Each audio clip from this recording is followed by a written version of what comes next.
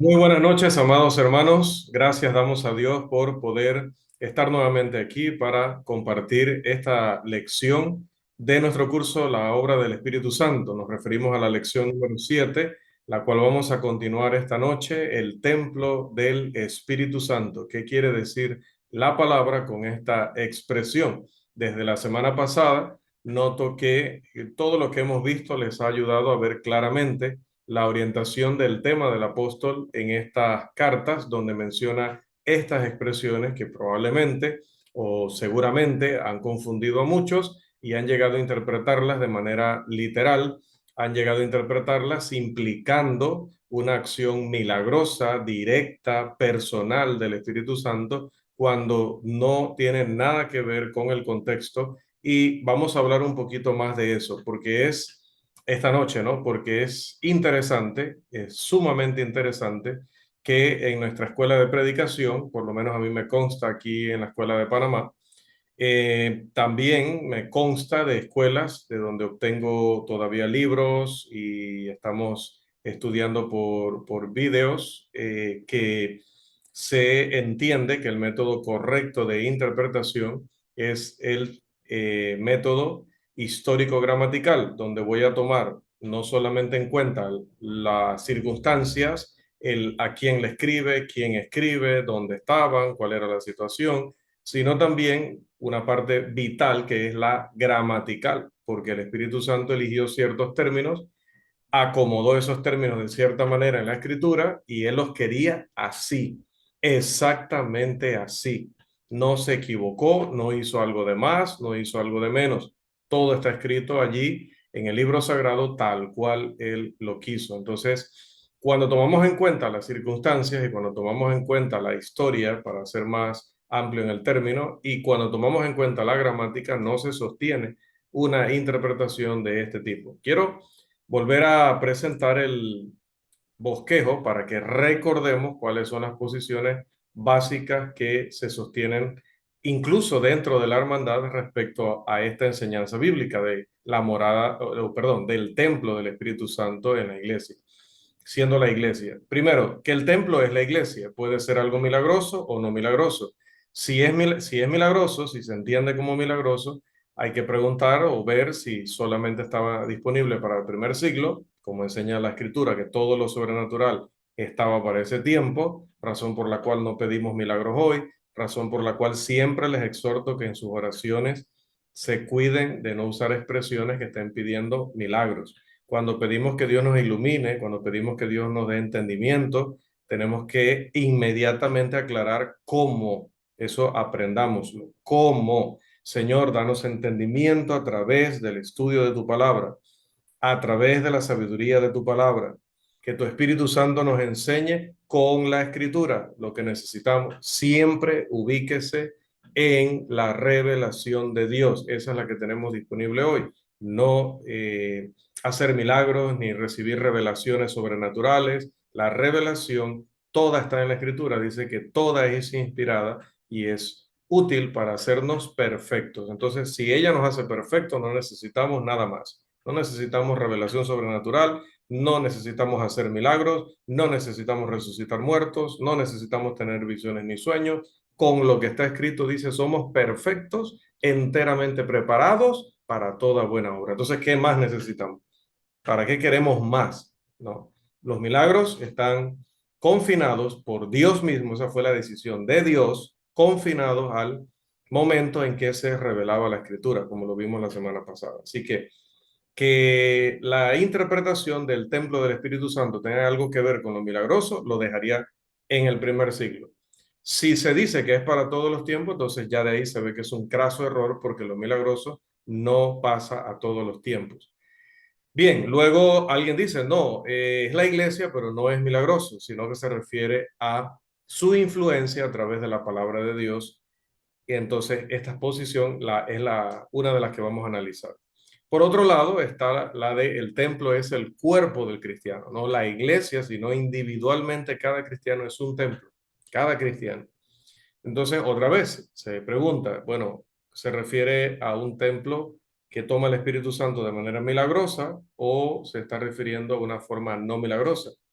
Y otra vez lo mismo, si es milagroso, se refiere a que entonces ya no somos templo los cristianos, porque lo milagroso solo perteneció al primer siglo, o usted está diciendo que es milagroso y que todavía queda hasta hoy, porque entonces serían dos crasos errores. Por otro lado, alguien dirá, es el cuerpo del cristiano, pero no es milagroso. Esta es la posición sostenida por muchos maestros y predicadores dentro de la iglesia del Señor. Y cuando digo muchos, pueden ser 1000, pero al contrario, en la otra posición estarían 10.000. Entonces, no necesariamente decirle muchos debe causarle la impresión de que son mayoría. Simplemente son muchos. Quizás en nuestro país, en nuestra zona, puedan ser la mayoría, pero no son la mayoría a nivel mundial. A nivel mundial, los hermanos están bastante claros en este asunto. Entonces, si no es milagroso, ¿qué dicen? Bueno, unos dicen es la morada literal del Espíritu Santo, otros dicen es la morada, pero es representativa. Entonces, vamos a seguir analizando y hoy nos corresponde entrar al tercer contraargumento de los que venía presentando el apóstol allá en el texto de Corintios. Así que vamos allá. Tercer contraargumento. Recuerde que el apóstol está respondiendo a aquello de si los cristianos podían separar sus cuerpos de sus espíritus en el sentido de hacer con sus cuerpos lo que querían, siempre y cuando en sus espíritus siguieran leales a Dios, que el cuerpo pues no tenía nada que ver o no tenía gran importancia. Pablo hace ver que sí tiene muchísima importancia porque nuestros cuerpos físicos son parte del cuerpo espiritual de la iglesia. Esto suena paradójico, como algo físico va a ser parte de algo espiritual. Pero es que sin este vehículo donde nuestros espíritus habitan, ¿cómo podríamos entonces hacer iglesia? ¿Cómo podría usted moverse hasta el edificio, reunirse con el resto de hermanos y decir, como dice Pablo en Corintios 11, cuando os reunís como iglesia? Ciertamente somos la iglesia aunque estemos en nuestras casas, pero hay un concepto de iglesia como asamblea. ¿Cómo haríamos asamblea si no tuviéramos nuestros cuerpos? Entonces nuestros cuerpos hacen posible que mantengamos también nuestra comunión espiritual. Por lo tanto, utilizarlos en la fornicación, como lo estaban haciendo algunos aquí en Corintios, no aquí en esta escuela, aquí en Corintios, en nuestra lectura, entonces contaminaría al cuerpo de Cristo y como dice Pablo, haría a los miembros del cuerpo de Cristo de miembros de una ramera. Eso es importante. Hemos visto entonces esos dos primeros argumentos de Pablo. Vamos entonces, como decía, al tercero. Bien, sigamos en nuestra lectura. Dice, o ignoráis que, o como dice la Biblia de las Américas, no sabéis que. Esta expresión griega siempre introduce un argumento, sobre todo en el apóstol Pablo. Este es el primer argumento de Pablo en cuanto a que la fornicación con las prostitutas de aquel templo de Afrodita allá en Corinto es una acción o es una práctica pecaminosa. Luego dice, y aquí es interesante, muy interesante, dice, vuestros cuerpos. ¿A qué se refiere? Perdón, yo estoy en el primer contraargumento. Disculpen, estoy en el primer, ahora sí, me pasé al tercer contraargumento de Pablo. 19 y 20. O ignoráis que, ¿verdad? O no sabéis que, dice la Biblia de las Américas. Y como decía, introduce un argumento respecto a la pecaminosidad de unirse con las prostitutas del templo de Afrodita. Ahora, iba a decir, aquí viene la expresión vuestro cuerpo, porque en el versículo 15, si usted nota en el primer contraargumento, dice vuestros cuerpos. Entonces, allá estuvimos hablando de qué significaba la palabra cuerpo en ese contexto. Recuerde revisar el video siempre para poder repasar antes de iniciar una nueva lección, sobre todo cuando traemos una primera sesión y vamos a pasar a la segunda, para no tener que detenernos mucho allí. Ahora, los versículos 19 y 20. Dice vuestro cuerpo. En griego es tosoma humón. Tosoma humón, vuestro cuerpo, es una expresión que es curiosa porque cuando dice vuestro, está utilizando un término plural, ¿sí? Pero cuando dice cuerpo, está utilizando un sustantivo, una palabra singular. Entonces está en griego, en griego. En español usted no lo nota porque en español no dice vuestros cuerpos, Si dijera así, podríamos entender más fácilmente la idea en el griego. En el griego se está utilizando un plural unido con un singular. ¿Por qué esto? Si se está refiriendo a cuerpos individuales, diría, en griego me refiero, vuestros cuerpos. Si se refiriera solamente a el cuerpo, como lo veíamos, el cuerpo matrimonial, entonces tendría que continuar el tema que venía hablando del matrimonio, pero ya aquí no está hablando del matrimonio. Ya Pablo está, como decimos acá, aterrizando el argumento. Ya Pablo está llevando esto al clímax o a la resolución. Entonces, ¿por qué utiliza un plural con un singular aquí? Bueno, porque la palabra cuerpo aquí hace referencia a una unidad, es un solo cuerpo por unidad, pero individualmente está compuesto por muchas personas. Entonces, de allí el plural. Nosotros en la iglesia somos plural en cuanto a que somos muchos miembros, pero somos singular en cuanto a que somos un solo cuerpo. Así que la expresión aquí, ya en los versículos 19 y 20, hace referencia a la iglesia directamente. Ya el apóstol Pablo habló del cuerpo individual, que no se use para la fornicación porque el cuerpo individual es el vehículo de cada cristiano para ser parte de la iglesia, para que su espíritu también participe en las actividades de la iglesia. Y luego pasa a ilustrar, en el segundo contraargumento, pasa a ilustrar la situación del matrimonio, cómo el matrimonio ilustra la vida en la iglesia, la unidad en la iglesia y cómo se contamina la iglesia, como yo contaminaría un matrimonio si soy infiel. Entonces, ahora va, en el tercer contraargumento, va a ir directo a lo que es el punto de su argumentación. El Espíritu Santo, el templo del Espíritu Santo es la iglesia. Dice, o ignoráis que vuestro cuerpo es templo del Espíritu Santo, el cual está en vosotros.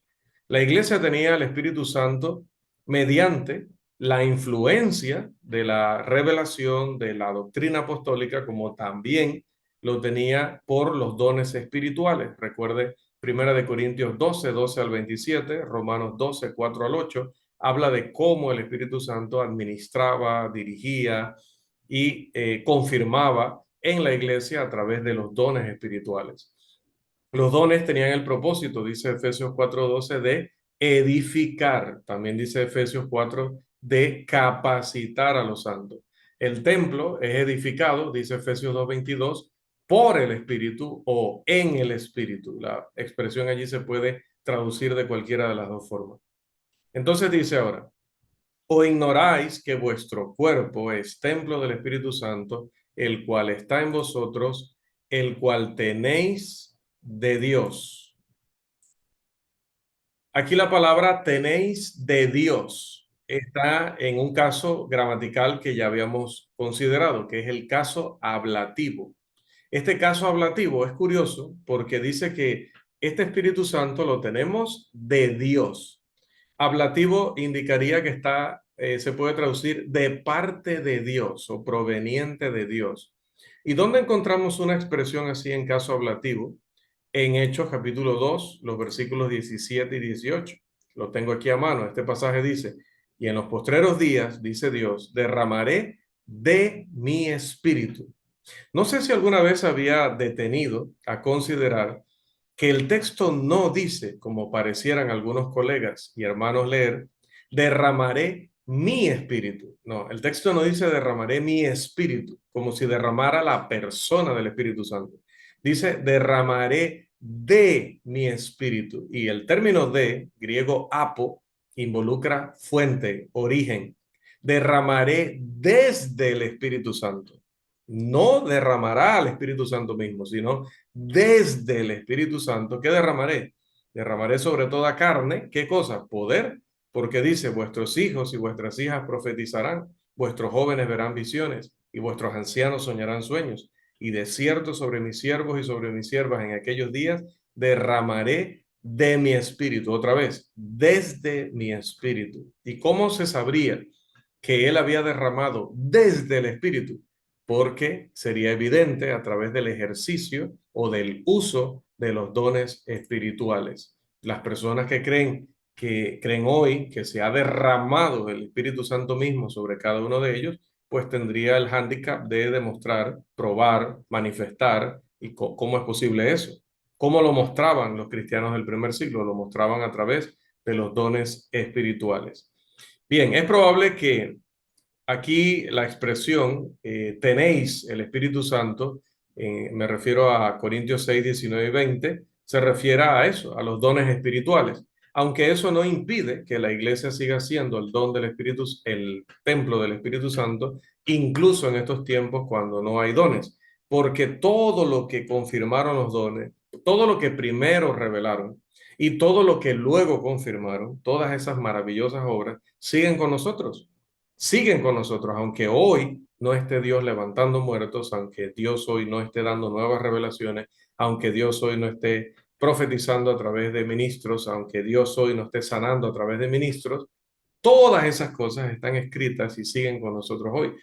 El mismo apóstol Juan va a decir que todas están escritas para que nosotros creamos.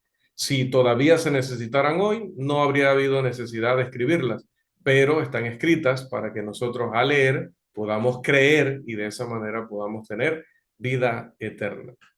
Bien, luego sigue diciendo el texto, estamos en 1 Corintios 6, 19 y 20. Nuestro hermano Rafael por ahí acaba de llegar, le damos las buenas noches y la bienvenida.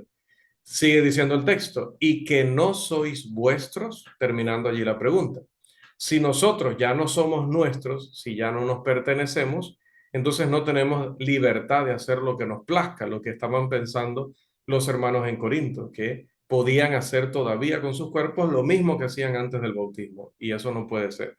Nuestro Señor demanda muchas cosas de nosotros a partir del momento en que nos convertimos en sus siervos. Una de las cuales, una de esas cosas que nos pide es abstenernos de inmoralidad, abstenernos de fornicación. Y da la razón, dice, porque habéis sido comprados por precio. Y esta palabra es muy importante que la recordemos siempre, porque ciertamente la iglesia costó la sangre misma de nuestro Señor Jesucristo. Cada uno de nosotros está comprado por esa sangre. Entonces no podemos, déjenme a mí hacer lo que yo quiera, es mi vida, no se meta en mi vida. No, el Señor sí se puede meter. Mientras yo te esté predicando la Biblia y te esté señalando lo que la Biblia dice, es Dios y es el Señor el que se está metiendo en tu vida, no yo. Yo me estaría metiendo en tu vida si yo te estoy hablando de una opinión mía. En ese caso, sí yo me estoy metiendo en tu vida, yo. Pero si yo te estoy predicando contra el pecado que hay en tu vida, contra el error que hay en tu vida, contra la doctrina falsa que puede haber en tu vida, Dios nos guarde de cada una de estas cosas, pero si fuera el caso, eso no es algo personal, eso es algo que Dios te está diciendo. Yo solo estoy como un vocero comunicándote. Entonces, importante, ¿verdad? Al final dice, glorificad pues a Dios. Aquí Pablo está resumiendo todo su argumento. Es el clímax de los tres contraargumentos. Primero, en el versículo 15, estamos en 1 Corintios 6, ¿verdad? En el versículo 15, el cuerpo físico es un miembro del cuerpo de Cristo, del cuerpo espiritual. ¿En qué sentido? Es una parte corporal que hace posible que nosotros seamos iglesia. No podemos nada más meter el espíritu de la persona en el agua del bautismo. Tenemos que meterlo con el cuerpo. Y no sale de allí solo el espíritu, sale con el cuerpo. Y el miembro, el cristiano, es cristiano en cuerpo y espíritu. Entonces, es importante el cuerpo. No lo puedo disasociar del cristianismo. Dos, en los versículos 16 y hasta el 18, el cuerpo matrimonial se utiliza como un ejemplo, como una ilustración para hablar de la iglesia, así como Pablo lo hace allá en Efesios capítulo 5. Y número 3, en los versículos 19 y 20, que son con los que comenzamos esta lección, el templo de Dios o la iglesia es lo que se contempla aquí. Estos tres juntos cubren cada faceta de la vida de un cristiano y demuestran cómo la fornicación contamina todo el cuerpo o toda la vida de alguien. Decíamos la semana pasada, ¿cuál es el serio problema? El serio problema es que el apóstol dice que no hay otro pecado que afecte al cuerpo como lo afecta ese pecado que estaban cometiendo los corintios allá en su ciudad inmoral, porque atenta directamente contra el cuerpo. Ahora, Decíamos, cuando allí en los versículos 16 al 18 dice eso, ¿se está refiriendo al cuerpo físico? No es posible. ¿Por qué? Porque dice que allí dice que la fornicación es el único pecado que atenta contra el cuerpo, pero eso literalmente no es cierto, porque si yo me drogo, estoy atentando contra mi cuerpo. Si yo me meto a practicar con esta gente los faquires, no sé, creo que se dice faquires o un faquir, pues estaré atentando contra mi cuerpo. Hay muchas maneras en las que yo puedo atentar contra mi cuerpo, utilizarlo de manera inadecuada, pero aquí dice la escritura que esta fornicación era el único pecado que queda dentro del cuerpo. Entonces, ¿cuál era la interpretación? Recordando, estamos repasando un poco la clase pasada, también para que el hermano la pueda aprovechar la explicación, está refiriéndose al cuerpo matrimonial, ilustrando la vida espiritual que tenemos, el compromiso espiritual con el que vivimos ahora en Cristo. Pablo está diciendo que si nosotros empezamos a andar con otros, ¿con quienes andaban los hermanos, algunos hermanos corintios? Andaban con los que adoraban a Afrodita y adoraban otros dioses, pero sobre todo a Afrodita. Cuando iban a ese templo y se acostaban con esas prostitutas, primero contaminaban sus cuerpos físicos, pero también contaminaban el otro cuerpo. ¿Qué otro cuerpo? La iglesia, porque al idolatrar juntamente con estas mujeres y al entrar en ese acto inmoral que ellas estaban dedicando como una adoración a su diosa, estaban contaminándose como almas adúlteras, como dice Santiago. Así que había en ese sentido un doble, o en ese aspecto, doble sentido en el pecado. Se fornicaba literalmente al acostarse con esas mujeres, pero también se fornicaba con una deidad pagana, siéndole infieles a Cristo. Entonces, allí va a pasar el apóstol Pablo a decir, ya en la conclusión de su argumento, ustedes tienen que entender que el templo del Espíritu Santo es la iglesia, la iglesia. Entonces no se está refiriendo, amados hermanos, a una posesión que el Espíritu Santo realice del cristiano individual en el momento de su bautismo, porque la iglesia no existe a partir de un hermano. La iglesia está permanentemente. Entonces, comprende, si dijéramos que el templo del Espíritu Santo empieza a hacerlo cuando alguien se bautiza, pero Pablo nos está diciendo que el templo no es el cuerpo individual del cristiano, sino todos los cristianos como iglesia. Entonces diríamos que no sabemos en qué momento el Espíritu Santo inicia o no su habitación en ese templo. Es una contradicción. Entonces no puede ser el cuerpo individual. Tendría no un templo entonces el Espíritu Santo, sino tendría 60 templos allí en Santiago. Tendría 40 templos allá en la congregación del hermano, por decir un número, ¿no? 80 templos en la congregación del hermano Miguel, 90 templos allá en la congregación del hermano Daniel, 10 templos allá donde el hermano Agustín, y así, mencionando a cada uno, ¿no? Serían varios templos, no sería un templo, pero la escritura habla de un templo y ese templo es la iglesia como un todo. Y el sentido de ser templo no es que Él viene y toma posesión, porque la iglesia no es un ente físico donde el Espíritu Santo pueda tomar posesión como un demonio tomaba posesión de una persona. No, la iglesia es una entidad espiritual, por lo tanto, la manera en la que el Espíritu Santo habita o mora en ese templo es a través de su influencia, porque todo lo dirige, todo lo coordina, todo lo supervisa, todo lo resuelve, todo lo enseña a través de su revelación, que es su palabra. Esta interpretación tiene más armonía con el tema central del libro de Primera de Corintios. Este libro fue escrito para combatir las disensiones, las disputas, los sectarismos y el pecado que conduce a la división, que sobre todo en Corinto era el pecado de la inmoralidad. La enseñanza acerca del cuerpo humano no se relacionaría tan bien con el tema de la unidad como hablar del cuerpo espiritual de Cristo. Allí sí tiene sentido el uso del término cuerpo y de templo para hablar de unidad. Generalmente se acepta que si hay varias interpretaciones posibles de un cierto pasaje, la que se relacione más estrechamente con el tema central del libro, con la temática que el escritor viene desarrollando en un contexto, esa es muy probablemente, si no absolutamente, la verdadera interpretación. En los comentarios anteriores se ha demostrado que la gramática no permite que en los versículos 19 y 20 el cuerpo sea el cuerpo humano, porque utiliza una expresión que combina el singular con el plural, lo que no es lógico. Además de que en los versículos 15, en el versículo 15 utiliza correctamente singular, plural con plural, cuando se quiere referir a nuestro cuerpo físico. Pero ese giro que hace en el 19 y 20, utilizando ahora singular y plural, indica que el argumento de él, todo el argumento de él, aunque habló de matrimonio y aunque habló de cuerpos individuales de cada cristiano, él en realidad estaba hablando del templo del Espíritu Santo, es la iglesia, no los cristianos individuales. En el contexto inmediato, 1 Corintios 6, 12 y 13, Pablo había advertido contra esclavizarse o convertirse en esclavo de algo o de alguien.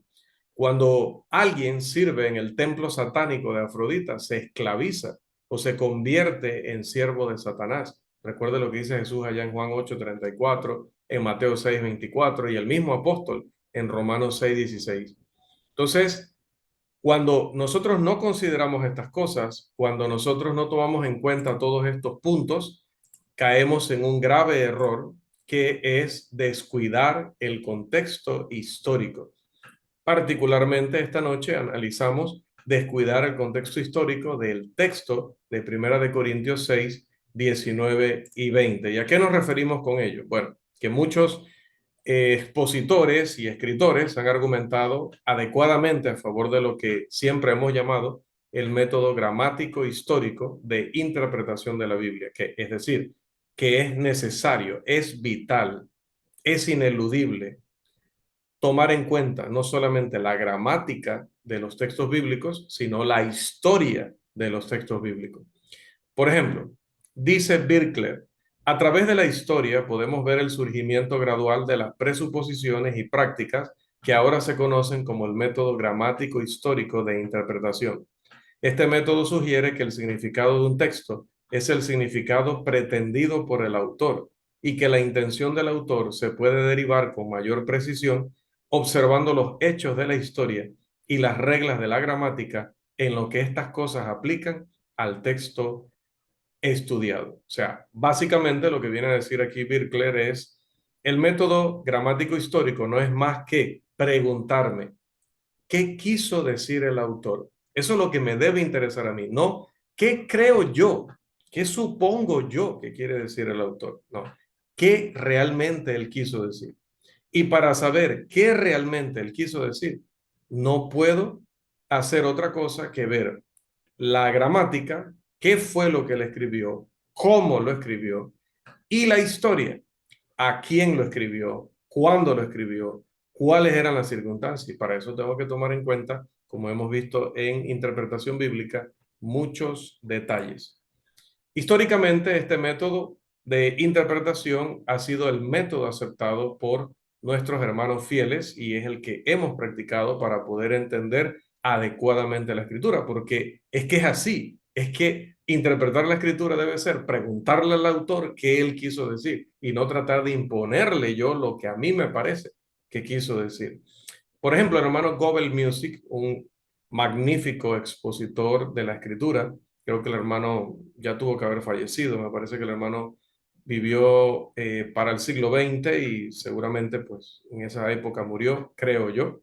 Gobel Music decía, algunas veces una persona puede estudiar una palabra, un pensamiento, un tópico, un párrafo, un pasaje, etcétera. Un correcto y sano estudiante de la Biblia se percatará de que pocos problemas se determinan solamente con la ayuda de un léxico. Esto significa que ese estudiante de la Biblia se apoyará en una exégesis total, ya que él considera una cuestión desde el sentido léxico, gramatical, contextual, histórico, armónico, etc. Luego de estudiar de esta manera, entonces considerará lógica y metódicamente los resultados de sus estudios. Voy a traducirlo. Es decir, un verdadero investigador, un verdadero estudiante de lo que quieren decir las escrituras va a tomar en cuenta. ¿Léxico a qué se refiere? A las palabras, el significado de las palabras individualmente. ¿Gramatical qué significa? Nos enfocamos entonces en el significado de las palabras en conjunto, cómo están relacionadas unas con otras en una oración, en un párrafo, en un libro. Contextual, ya sabemos lo que está antes, lo que está después, de qué viene hablando y qué sigue hablando. Lo histórico, las circunstancias, quién era el autor, a quién le escribió, qué pasaba allí, por decirlo así muy básico, ¿no? Armónico, es decir, que lo que yo entienda de ese pasaje no puede contradecir a otro pasaje de la escritura, porque un pasaje más claro que se contradiga con este me está diciendo que yo me estoy equivocando en la interpretación. Entonces, el pasaje claro, al decirme tal cosa es así, me ayuda a cuando voy al pasaje más difícil decir, bueno, cualquier cosa que pueda significar este pasaje no puede contradecir aquel, porque la Biblia no se contradice. Ahora, luego de que ya ha recopilado toda esta información, significado de palabras, sentido de la gramática, información del contexto, información de la historia, y ha verificado que no entra su comprensión en contradicción con ninguna otra enseñanza de la Biblia, ni del libro, ni de la Biblia, entonces va a razonar de manera lógica y metódica toda esa información para llegar a las conclusiones que le permite la evidencia y solo a conclusiones que le permita la evidencia. Lo desafortunado aquí es que de otra manera, hermanos racionales tomarán este versículo o estos versículos fuera de su contexto histórico, fuera de su sentido gramatical, fuera del significado léxico de las palabras. Pablo estaba escribiendo a una iglesia a la que dice que no le faltaba ningún don, Primera de Corintios 1:7, y que tenía el Espíritu a través de esos dones milagrosos que tenían el privilegio y la bendición de recibir. A pesar de este hecho histórico, algunos hermanos parecen ignorar el hecho en su interpretación de estos versículos. Este hecho es ignorado en la interpretación también de muchos otros pasajes o de varios otros pasajes de la Escritura, como Hechos 2:38, Hechos 5:32 y demás. Entonces, vamos a presentar, visto ya esto, nuestra traducción de Primera de Corintios capítulo 6, los versículos 12 al 20. Primera de Corintios 6, 12 al 20. Vamos a colocarla aquí para que todos la podamos seguir. Diría así, tomando en cuenta el contexto, tomando en cuenta la gramática, tomando en cuenta el significado léxico, tomando en cuenta el contexto, tomando en cuenta la armonía, razonando lógicamente toda la información.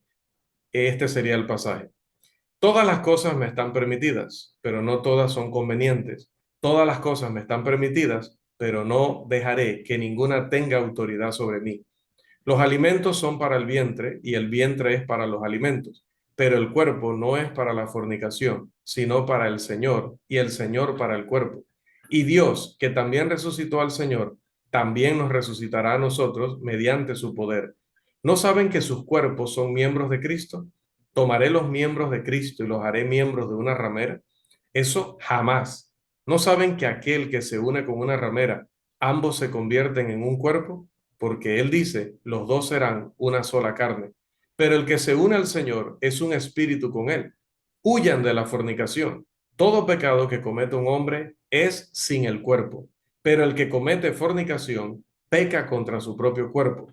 ¿O no saben que su cuerpo es templo del Espíritu Santo, el cual tienen de Dios y que ustedes no se pertenecen porque fueron comprados por precio? Por lo tanto, glorifiquen a Dios en su cuerpo y en su espíritu, los cuales son de Dios. Entonces, aquí va a decir en la traducción que la persona que se ha unido al Señor, que note que utiliza esa expresión de matrimonio, esa expresión de tener que serle fiel al Señor, cuando va ahí y participa de la fornicación idolátrica, esa persona le está siendo infiel al Señor.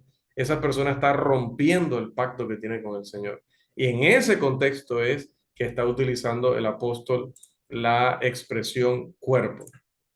Ahora, vimos los tres sentidos de cuerpo, entonces, ¿no? Cuerpo físico, cuerpo matrimonial cuerpo que es la iglesia, que ese es el punto de Pablo, el tercero. El cuerpo es la iglesia, por lo tanto el templo es la iglesia y no específicamente el individuo. Pero, vamos a ver, vamos a hacer un comentario de Segunda de Corintios, capítulo 6, versículo 16, para seguir comprendiendo mejor el de Primera de Corintios 6. Segunda de Corintios 6, 16. Este texto dice, ¿y qué acuerdo hay entre el templo de Dios y los ídolos? Porque vosotros sois el templo del Dios viviente. Como Dios dijo, habitaré y andaré entre ellos y seré su Dios y ellos serán mi pueblo. Recuerde que dividimos así las frases para poder ir analizando una por una. Vamos a ver la primera. ¿Y qué acuerdo hay entre el templo de Dios, o sea, la iglesia, y los ídolos? Definitivamente, hermanos, que de ninguna manera puede la iglesia o el templo de Dios tener comunión o participación conjunta con lo que obviamente es falsa religión, como era el caso de la adoración o el culto a Afrodita. Esdras rechazó la ayuda de la falsa religión allá en Esdras 4, en los versículos 1 al 4. Y así debe actuar la iglesia hoy. No debe recibir patrocinio, no debe recibir colaboración de nadie que esté predicando falsa doctrina, que esté practicando algo contrario a lo que enseña la escritura. Esta parece ser una exposición adicional de los temas discutidos en Primera de Corintios 6, 12 al 20. Por eso tomamos en cuenta este pasaje. Sigue diciendo, porque vosotros, note plural, porque vosotros sois el templo. Ahora, singular, la misma construcción de Primera de Corintios 6. Un templo, singular, la iglesia, ya que la palabra templo tiene un sentido colectivo, donde quiera que vaya. Del Dios viviente, como Dios dijo, habitaré. Ese habitaré siempre va a ser metafóricamente. Habitar en alguien es influir en alguien, para bien en este caso, ¿no? Otro, como Satanás, habitará en Pérgamo para influir pecaminosamente en Pérgamo. Pero no es el caso, obviamente, de nuestro Dios. Y luego dice, y andaré. Esta expresión se encuentra únicamente aquí en el Nuevo Testamento, pero en el Antiguo Testamento se encuentra en Levíticos 26:12, en Deuteronomio 23:14, en Jueces 18:9, en Segundo de Samuel 7:6, en Job 1:7 y en Job 2:2, en la versión la Septuaginta, que era la traducción griega del Antiguo Testamento. Luego dice, y andaré entre. Aquí el término entre ya no está en caso ablativo, está en caso locativo y se usa primordialmente con expresiones que tienen que ver con el lugar, pero también aparece con palabras que hablan de tiempo. Esta es una cita de Éxodo 29, los versículos 45 y 46 y de Levítico 26:12. Pablo por inspiración utiliza la palabra griega en, ¿no? Igual como nuestra en español, para la palabra hebrea que se utilizó allá en Éxodo y en Levítico. Se usa para espacio o lugar o número de personas o número de cosas. La palabra hebrea se traduce casi universalmente entre o en medio de en los pasajes del Antiguo Testamento. La preposición en se traduce entre más de 100 veces en el Nuevo Testamento y sin duda debería traducirse entre, como se ha hecho en este pasaje. Entre ellos. Esto no es lenguaje literal, porque Dios no entra en el cristiano, ni tampoco camina literalmente alrededor de él. Esto, hermanos, es un andar como el andar de los santos en el Antiguo Testamento y en los cristianos no era literal en el primer siglo y no es literal en nuestros tiempos. Ciertamente uno no esperaría que la morada en los unos o en los otros fuera literal. Ese pensamiento, esa interpretación ha llegado por error en cuanto a considerar pasajes fuera de su contexto y fuera de su significado léxico, gramatical e histórico. Esto es lenguaje figurativo, porque sería absurdo interpretarlo de manera literal. Dios no anda alrededor de nosotros literalmente, ni Dios se mete en nuestros cuerpos literalmente. Luego dice, y seré su Dios y ellos serán mi pueblo, como también lo dijo en muchos pasajes de la Escritura, como Éxodo 6:7, 26:11 y 12, Deuteronomio 23:14, Jeremías 31:33 y muchos otros. podemos también estudiar esos pasajes para una discusión más detallada del significado de esa expresión. Así que, viendo todo lo que significan las frases y palabras que están en 2 de Corintios 6:16, también ofrecemos nuestra traducción de ese pasaje, que diría: ¿y qué acuerdo tiene el templo de Dios con los ídolos? Pues ustedes son el templo del Dios viviente, como dijo Dios, porque habitaré entre ellos y caminaré entre ellos y seré su Dios y ellos serán mi pueblo. Entonces está hablando del entre y no dentro de, sino entre todos, porque nos está guiando, porque nos está dirigiendo, porque está influyendo en nosotros, porque nos está dando sabiduría constante a través de su palabra. Ahora, antes de cerrar la lección y esta noche y la lección en general, la lección número 7, es bueno tomar en cuenta algunas otras consideraciones. Recuerde, las acciones de un miembro individual, que es una parte corporal del cuerpo de Cristo, puede contaminar el resto del cuerpo o el templo. Santiago expone, por ejemplo, que algo tan pequeño como la lengua puede contaminar todo el cuerpo físico. Santiago 3:6. De la misma manera, las acciones de una parte corporal, es decir, de un miembro, pueden contaminar todo el cuerpo, es decir, la iglesia. Israel y el templo, ambos fueron contaminados por lo que se conoció desde el Antiguo Testamento como adulterio espiritual. Y eso era lo que estaban cometiendo los hermanos en Corinto. Y todavía, ya saben que hemos denunciado algunos hoy, que siendo colegas y siendo miembros de la iglesia del Señor, también han ido detrás de los Baales. En Ezequiel 22 y 23 se habla, por ejemplo, de ese adulterio. Las acciones de cada cristiano afectan al resto del cuerpo de Cristo porque todo el cuerpo de Cristo sufre por lo que hace un miembro. Recuerde las palabras de Pablo en 1 Corintios 12:26.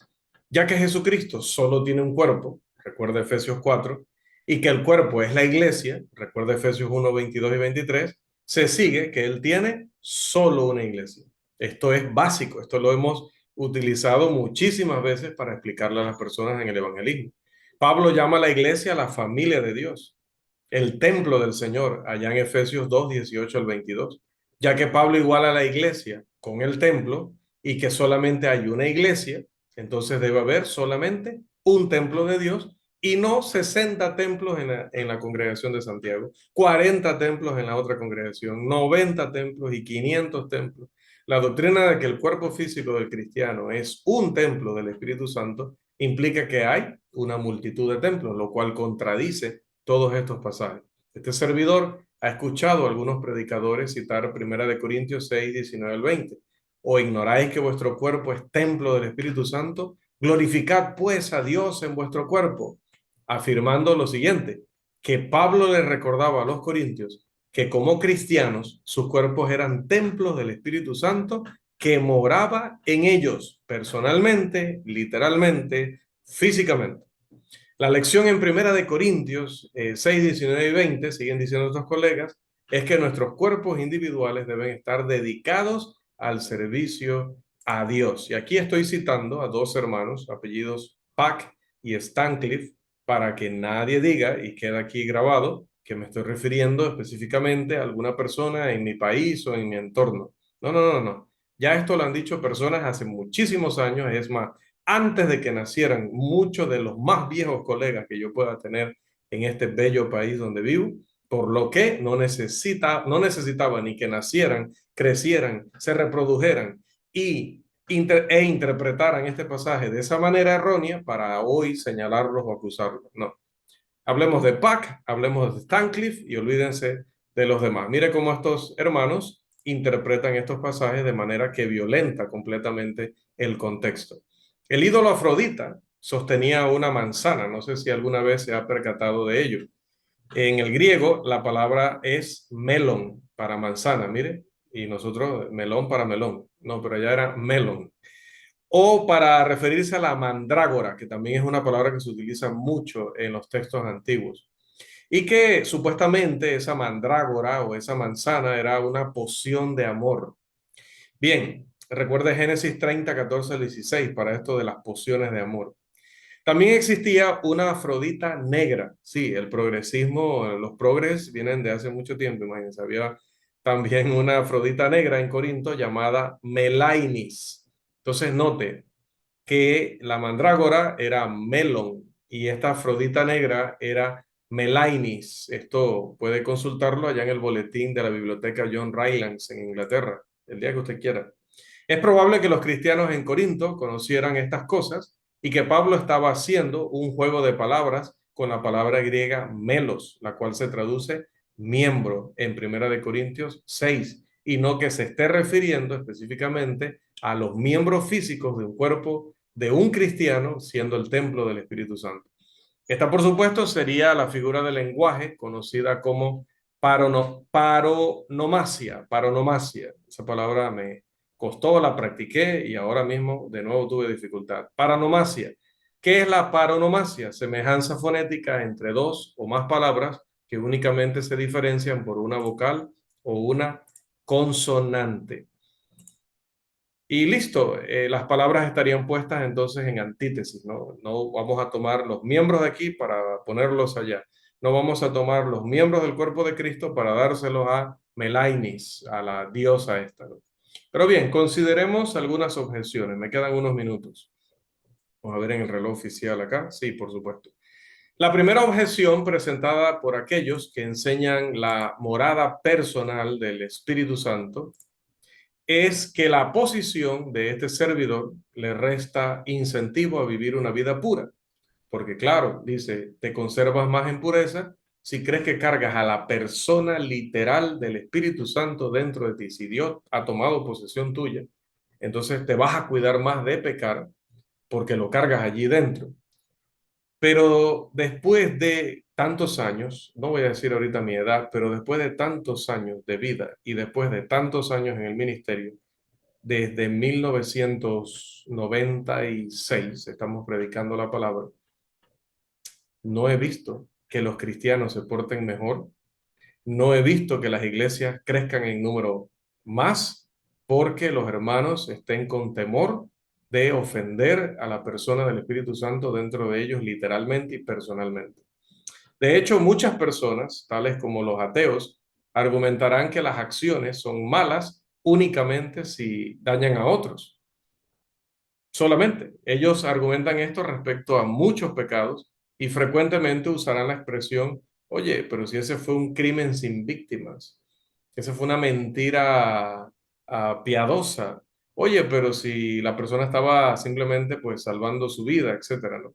La interpretación dada por este servidor implica que cada acto de pecado, independientemente de qué tipo sea, afecta a todos los demás, porque todos somos miembros del mismo cuerpo de Cristo. Hay tres razones que expone Pablo para no contaminarse con la fornicación, según pudimos ver en el análisis de 1 Corintios 6, 12 al 20. La segunda objeción la hacen aquellos que aseveran que la palabra griega naos, la que se traduce templo, en 1 Corintios 6, 19, no tiene el artículo. La ausencia del artículo griego no significa lo que ellos creen. Si un sustantivo es único, el artículo no es necesario para que el sustantivo sea definido. Por ejemplo, la palabra principio es única, es decir, solamente hay un principio. Todo inició solamente una vez. Por lo tanto, el artículo no es necesario con la palabra principio en Juan 1.1. En Juan 1.1 en griego dice en principio era el verbo. No dice en el principio, no dice en principio. Cuando se fue a traducir, ¿cómo se ha traducido? En el principio, porque solo hay un principio. El templo del Espíritu Santo solo es uno solo, así que Pablo no tenía que ponerle el artículo definido porque todos sabían qué era el templo. El artículo no es necesario en este caso y no es necesario en la palabra principio. La tercera objeción es que los apóstoles frecuentemente utilizan pronombres plurales al discutir temas que se relacionan con individuos cuando estos van dirigidos a grupos de individuos.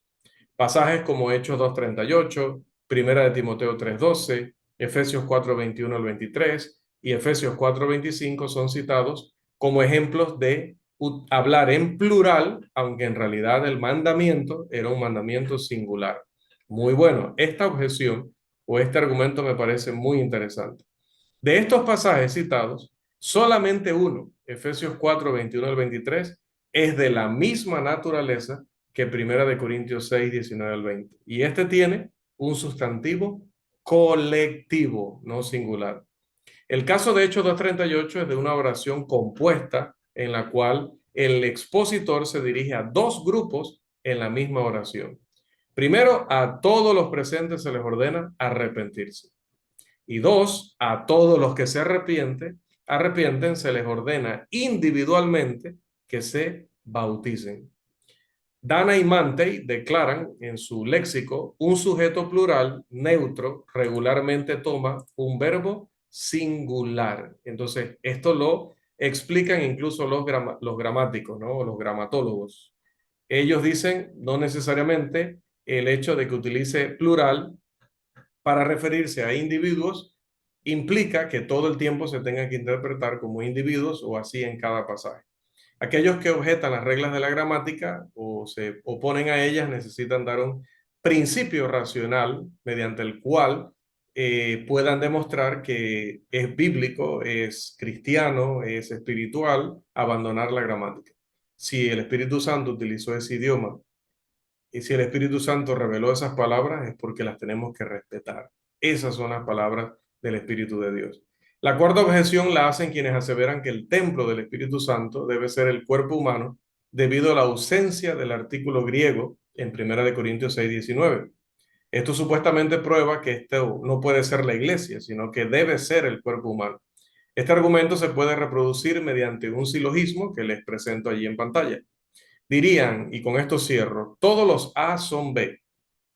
Premisa menor, 1 Corintios 6:19 es un pasaje que tiene la palabra templo, o sea, naos en griego, sin el artículo definido ho, que es ese que ven allí. Se pronuncia ho cuando tiene el espíritu rudo. Ese espíritu es como la coma esa que tiene allí encima, ¿no?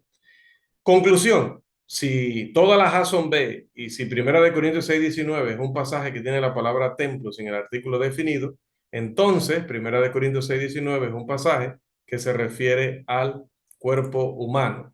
Pero ¿qué pasa con este argumento? Bueno, simplemente este argumento es, pero no se complique con esto, ¿no? Es algo que se conoce en lógica como entitema.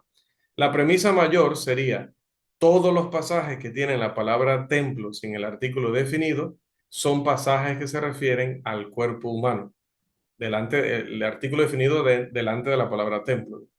Pero esta premisa mayor se prueba falsa al observar que el artículo definido en griego no se encuentra en 1 Corintios 3:16, ni se encuentra en Efesios 2:21, y allí los hermanos aceptan que esos dos textos se refieren a la iglesia. Ya que todos los buenos estudiantes de la Biblia están de acuerdo en que Efesios 2:21 se refiere a la iglesia como templo, y ya que muchos estudiantes concuerdan en que 1 Corintios 3:16 se refiere a la iglesia, es evidente que no existe esa regla de que cada vez que naos esté sin el artículo, se refiere al cuerpo humano. Así que muchos hermanos caen en la falacia, muchos hermanos caen en el autoengaño, muchos hermanos caen incluso en ir en contra de la gramática griega, que es la que el Espíritu Santo eligió para revelar su palabra, con tal de justificar el que de todas maneras quieren que el texto signifique lo que ellos desean y lo que les llama más la atención y lo que les hace tener, miren, hasta dónde han llegado. Tendría yo más deseo de ser más santo si Dios está dentro de mí, literalmente. No, usted no tiene que tener más deseo de ser más santo si Dios está dentro de usted. Usted tiene que tener un gran deseo de ser un muy buen santo y yo tengo que tener un gran deseo de ser un muy buen santo porque Cristo me compró con su sangre y le pertenezco a Él. Debo tener ese deseo y ese anhelo de ser santo porque Él me ha dejado una escritura que es útil para enseñar, para redarguir, para corregir, para instruir en justicia, a fin de que yo sea perfecto, usted sea perfecto, enteramente preparados para toda buena obra. La mayor motivación que debo tener para ser santo no es que el Espíritu Santo esté dentro de mí, literalmente poseyendo mi cuerpo como lo poseían aquellos espíritus malignos, algunos en el primer siglo, sino la promesa de vida eterna, las mansiones que Cristo fue a preparar y no estas otras cosas. Amados hermanos, hasta aquí nuestra lección número 7. Aún podríamos decir muchas cosas, recalcar muchas cosas, pero creemos que estas son suficientes para tener una, más las que vimos la semana pasada, para tener una visión bíblica de lo que el apóstol realmente quiso decir, por lo tanto de lo que el Espíritu Santo quiso decir y lo que nosotros debemos también enseñar a las congregaciones. Las demás posiciones que vimos en el bosquejo no se sustentan, contradicen la Biblia o contradicen la gramática, contradicen la lógica, por lo tanto son falsas y erróneas, no las podemos tomar en cuenta. Amados, hasta aquí nuestra lección número 7, que el Señor les bendiga en gran manera.